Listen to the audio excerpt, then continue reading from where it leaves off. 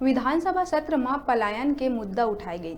विधानसभा अध्यक्ष आसंदी ले कहिस के पलायन छत्तीसगढ़ के माथा में बड़का कलंक है।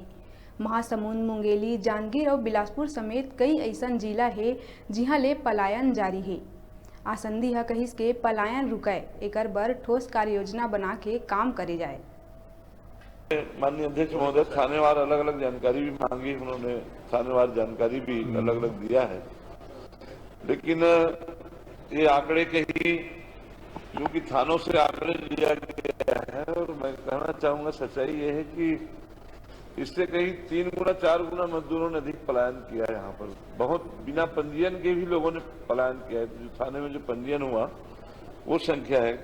मेरे ही इसी आज की प्रश्नोत्तरी में अतारांकित प्रश्न के उत्तर माननीय मंत्री जी ने कोरोना काल में जो मजदूर वापस आए हैं उनकी संख्या लगभग 61,000 से अधिक बताई है। उन्होंने जो कोरोना काल में जो मजदूर पलायन करके गए थे और इसमें भी इतना अंतर है, तो ये जो वास्तविक जो आंकड़े हैं जो पलायन करके कोरोना पीरियड से वापिस आए वो लगभग वो भी आधे पंजीयन के हैं, आधे बिना पंजीयन के हैं। तो ये जो थाने के द्वारा जो जानकारी प्राप्त हुई है ये इसको आप जांच करवाएंगे क्या, दिखवाएंगे क्या कि वास्तविक आंकड़े कितने हैं? क्योंकि जानकारी मिलती महासमुंद जिले में सर्वाधिक पलायन होता है, लगभग लाखों की संख्या में पलायन है, जबकि आंकड़े मात्र 30,000 के ही आए हैं। इसको आप पुनः इसको जांच करा लेंगे क्या? माननीय अध्यक्ष महोदय, जो जानकारी आई है वो हमारे राजस्व विभाग से और थानों से जो जानकारी मंगाया है और हमारे नगरीय निकाय के भी माध्यम से जो मंगाया है वो जानकारी आई है। और अगर आपको पर्टिकुलर कहीं की जहाँ पे पलायन हुआ है, ज्यादा हुआ है, उसकी जानकारी हो तो दिखा लेंगे, उसको हम आगे। नहीं, पूरा माफिया सक्रिय है, इसमें माफिया लोग सक्रिय हैं और पूरा पुलिस प्रशासन के प्रश्रय पे, राजस्व विभाग के प्रश्रय पे बड़े पैमाने पर वहां पर पलायन होता है और जो रिकॉर्ड से बाहर है, आपका अनरिकॉर्डेड है, ये इस पर आप रोकथाम के लिए। और दूसरी बात मैंने ये पूछा है कि आप इसको रोकने के लिए क्या उपाय किए हैं?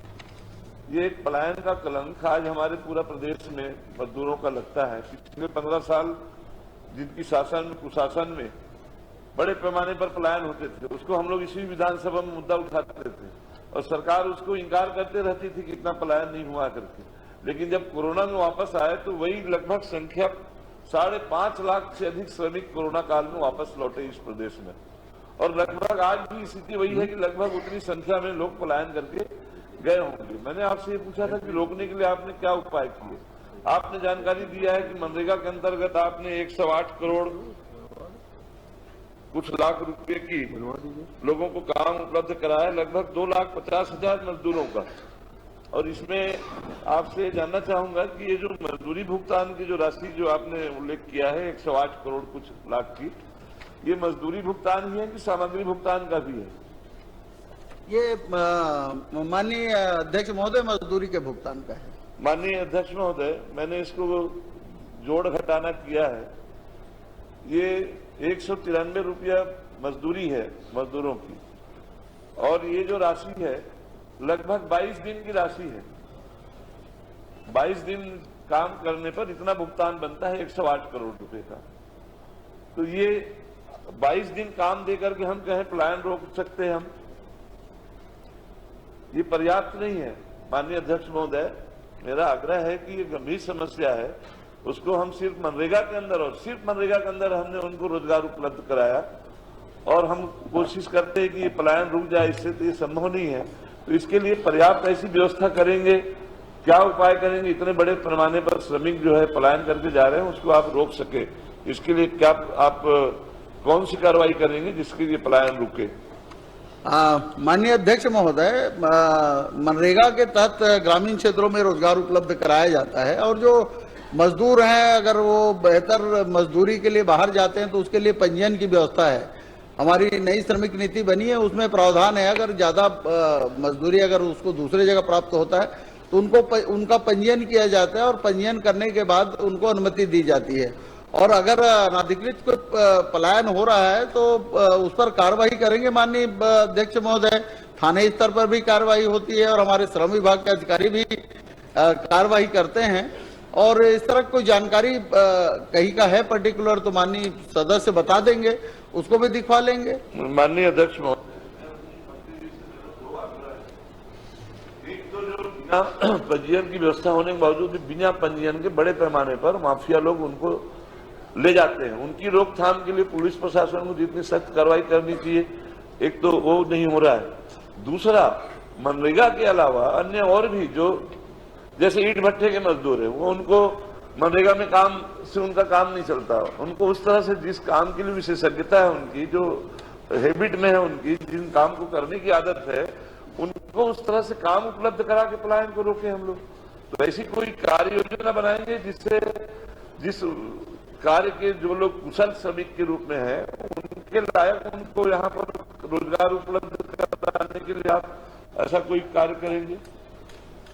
निश्चित रूप से माननीय अध्यक्ष महोदय, कलेक्टरों को स्किल मैपिंग के निर्देश दिए गए हैं और ऐसे मजदूर हैं जो किसी काम में माहिर हैं, जो बढ़ई है और हमारे निर्माण मजदूर हैं, ऐसे लोगों के स्किल मैपिंग के निर्देश दिए गए हैं। हमारे श्रम विभाग द्वारा भी स्किल मैपिंग का काम किया जाता है और स्थानीय जो उद्योग हैं वहां भी ऐसे लोगों को नियोजित करने का प्रावधान है। और हम लोग सरकार की पूरी प्रयास रहती है कि कहीं कोई अनाधिकृत पंजीयन ना हो और स्किल मैपिंग के निर्देश जो दिए गए हैं उसके आधार पर स्थानीय रोजगार के केंद्र हैं वहां भी उनका पंजीयन किया जाता है। और जो स्थानीय रोजगार के उद्योग हैं, छोटे छोटे उद्योग हैं, बड़े उद्योग हैं, उन लोगों के यहाँ जो काम करते हैं उसमें भी उन लोगों को नियोजित करने का प्रावधान है और आने वाले समय में और रोजगार सृजित हो इसका प्रयास हम लोग करेंगे। माननीय मंत्री जी,